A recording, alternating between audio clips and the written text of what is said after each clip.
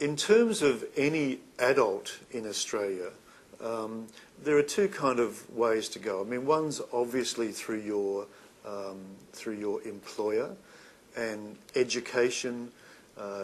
Queensland Education has specific pathways about getting help within the organisation, so that's something you could access.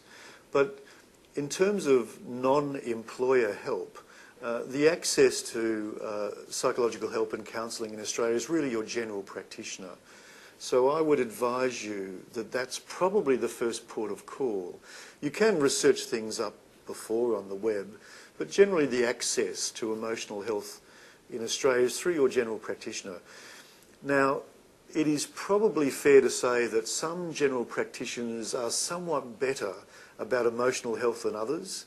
You know, be thoughtful about how your GP responds in this area. Luckily, we all attend group practices, so that can be generally dealt with skillfully and tactfully, but 40% of general practice is actually about anxiety and depression and emotional health. So most GPs are actually very, very good at this. Now, you might have a GP who's interested in the area and counselling, and that might be very appropriate.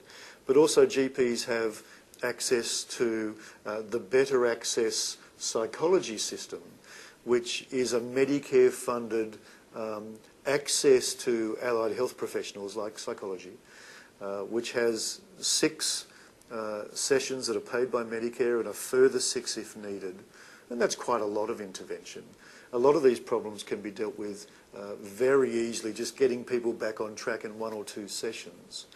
So again, if you're worried, and it happens to us all, going to see your GP is not a bad idea, and you might need to spend some time with a psychologist. And again, that's generally not painful and often very helpful.